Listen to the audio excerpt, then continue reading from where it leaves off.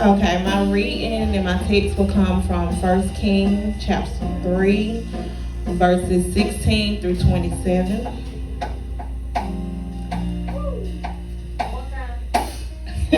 First Kings chapter 3, verses 16 through 27. And it reads, then two women who were prostitutes came to the king and stood before him. And the one woman said, "Oh my lord, this woman and I live in the same house, and I gave birth to a child while she was in the house. And on the third day after I gave birth, this woman also gave birth, and we were alone together. No one else was with us in the house, just we two. Now this woman's son died during the night because she lay on him and smothered him. So she got up in the middle of the night and took my son from his place beside me while your maidservant was asleep, and laid him on her bosom, and laid her dead son on my bosom. When I got up in the morning to nurse my son, behold, he was dead. But when I examined him carefully in the morning, behold, it was not my son, the one whom I bore." Then the other woman said, "No, for my son is the one who is living, and your son is the dead one." But the first woman said, "No, for your son is the dead one, and my son is the living one." This is how they were speaking before the king. Then the king said, "This woman says, this is my son, the one who is alive, and your son is the dead one." And the other woman says, "No, for your son is the dead one, and my son is the one who is alive." Then the king said, "Bring me my sword." So they brought a sword before the king. And then the king said, "Cut the living child in two and give half to the one woman and half to the other." Then the woman whose child was living one spoke to the king, for she was deeply moved over her son. "Oh my lord, give her the living child, and by no means kill him." But the other said, "He shall be neither mine nor yours. Cut him." Then the king said, "Give the first woman who is pleading for his life the living child. By no means kill him. She is his mother." I want to give you a little background about King Solomon. King Solomon was the son of King David. And Solomon became king while his father was still alive. So when Solomon became king, the Lord appeared to him in a dream and asked him, "What shall I give you?" So Solomon says, "No. So now, O Lord, my God, you have made your servant king in place of David, my father. And as for me, I am but a little boy, in wisdom and experience. I do not know how to go out or come in, that is, how to conduct business as a king." This meant that Solomon was young and he didn't fully understand certain things, and that the manner in which he may handle things and situations could be immature in level. Instead, Solomon asking God for materialistic things and asking God to handle or kill his enemies, Solomon asked God for an understanding heart to judge his people and to be able to discern good and evil. The word translated understanding comes from the Hebrew word sum, and can also be translated to the word hearing. Throughout the Old Testament, the words hearing and obedient were often intertwined. What Solomon was asking for God was the ability to obey what God had said in the law, and then to be able to distinguish between good and evil for the good of the Lord's people. Now, when it comes to the story of the two women and the dead baby, this is the first case that Solomon judges after the Lord gave Solomon great wisdom. When two women in the same house give birth to sons 3 days apart, both of the women sleeping with their babies laying next to them. In the middle of the night, one of the mothers rose on top of her son and smothered her child, which resulted in his death. Now, instead of the mother grieving for her child, her dead child, she gets up, goes to the other mother while she is asleep, takes her child that's laying beside her, and then places her dead son right beside her, and then go on about her business like she ain't did nothing wrong. When I take a look at the woman that took the initiative to switch the babies, I think about a person that's selfish and displays characteristics or behaviors of a psychopath. A psychopath is a person who behaves in a way that causes others physical, social, emotional, or financial harm. They don't express remorse or guilt after causing harm. They don't show concern when others are in distress. They lie to, they use, and manipulate others to get what they want. This woman didn't care about what this mother was feeling, the hurt that she felt, the harm she was causing. She just wanted the woman's baby, and it was whatever when it came to this mother's feelings.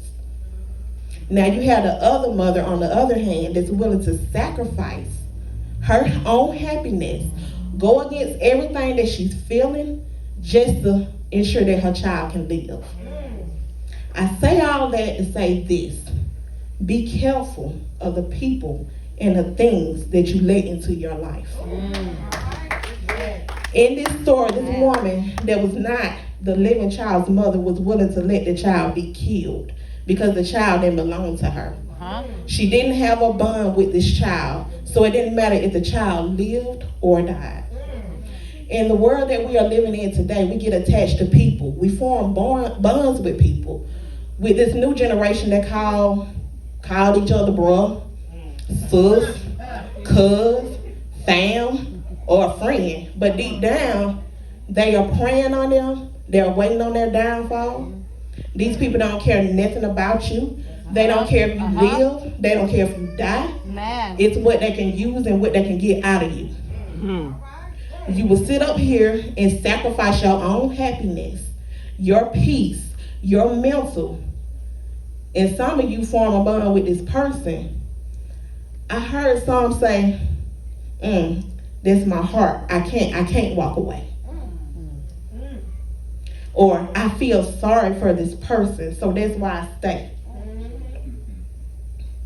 But the person you are fighting for and trying to hold on to, or even those situations, i.e. relationships, friendships, in a new generation, situationships, or even those jobs that don't care nothing about you. They don't care if you live. They don't care if you die. A person will let you sacrifice your happiness, your sanity, your peace, just to reap the benefits of what you bring to the table.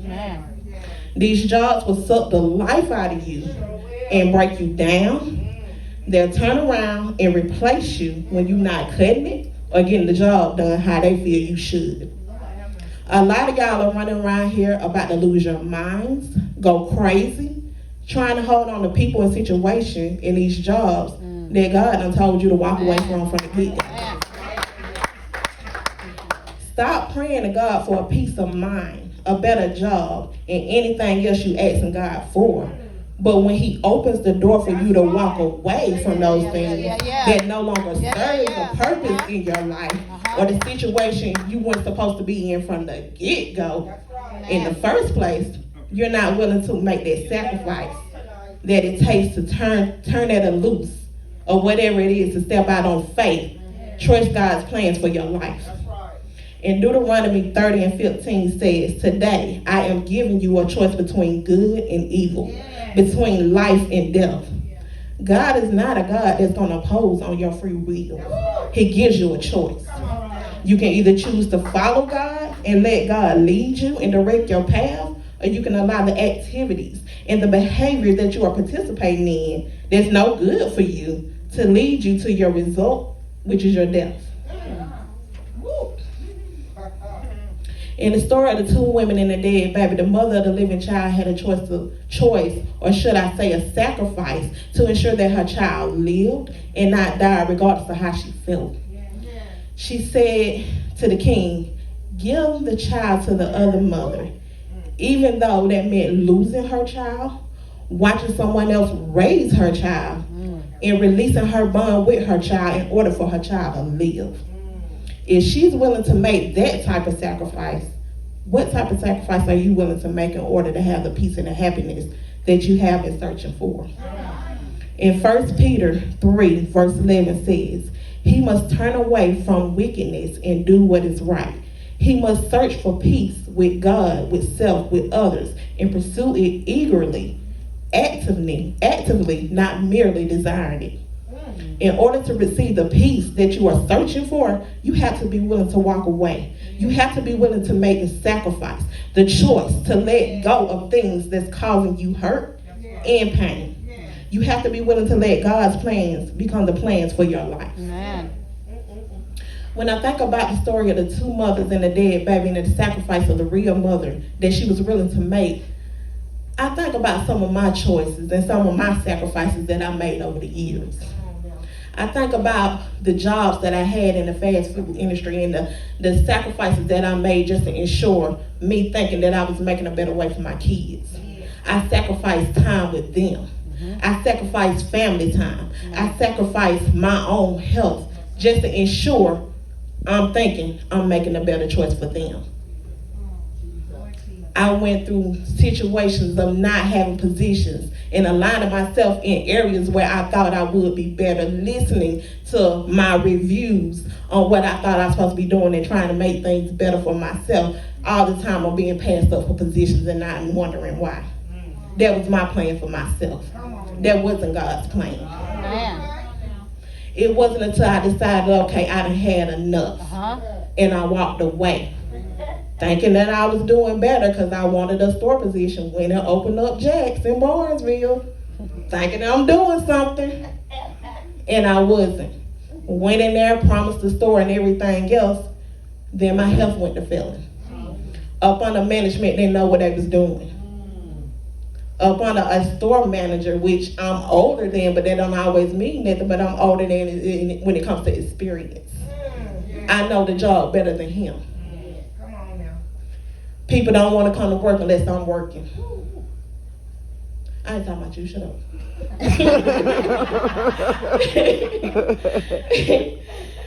But because of the position that I held prior to me coming to Jack's allowed me to move up within that company. But that went left as well too. But keep in mind, I'm following my own itinerary, I'm following my own plan. Until God stepped in. Till God sat me down and said, okay, it's time to make a move. This is not where I designed you to be. I gave you what you wanted for only a temporary fix. But now I'm going to give you what you deserve. So when I put in applications, I said, Lord, it don't matter where you take me. It's your will, not mine. So I left. Renee called me and I left.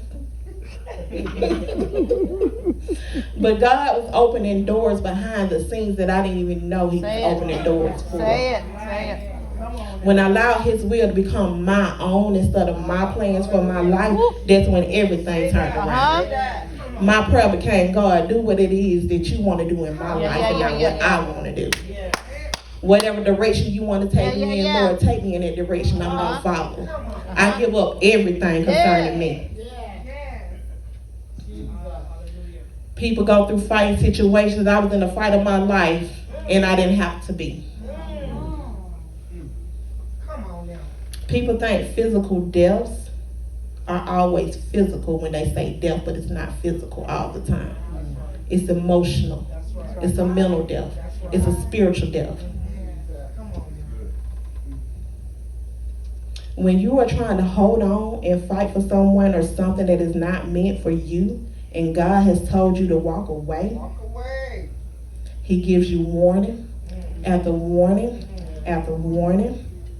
And most of the time we think just because we have a heart that that's what we're doing it for when we done heard something else in our mind.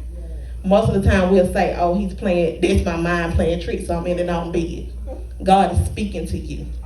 But because of your heart and for what you feel about that person, it overrides everything. So when everything breaks and everything falls, then you turn back to God, but God was already telling you to walk away. Like my mama always say, warning comes before destruction. Yes, it does. So if you had to take 3 things that I give you from this message, first thing, be careful of the people that you let into your life. That's right.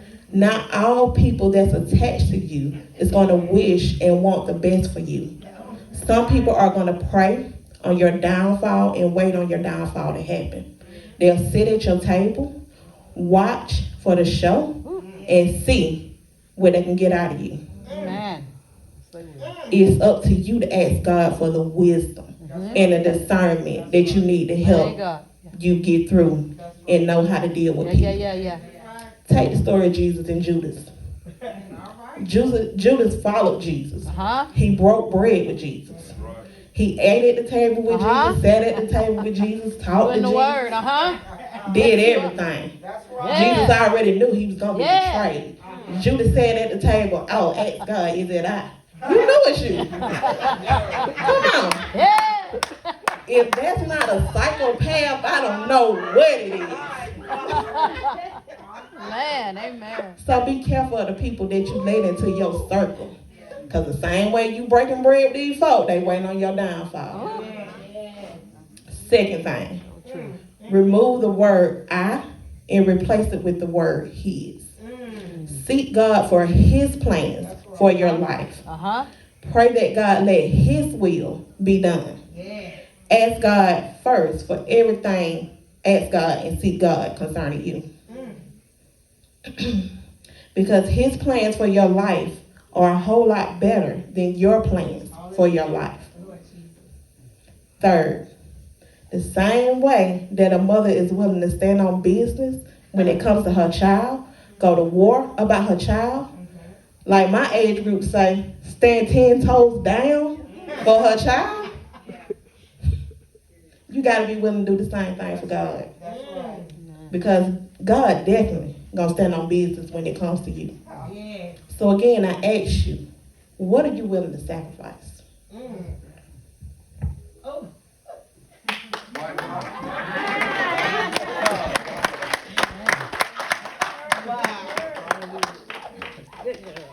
Man.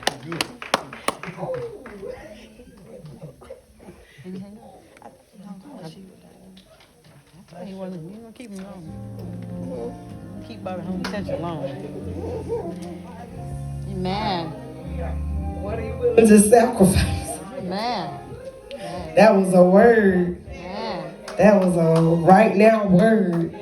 That's a house word. What are you willing to sacrifice? What are you willing to give up in order to follow God, in order to believe God, in order to trust God? What are you willing to give up? Giving up your will for God's will. And people say that's easy. That's not easy. Because everything that you think is right may not be right for you. And so what are you willing to sacrifice? I just bless God for you. I bless God for you because the word that you gave is the word that you live.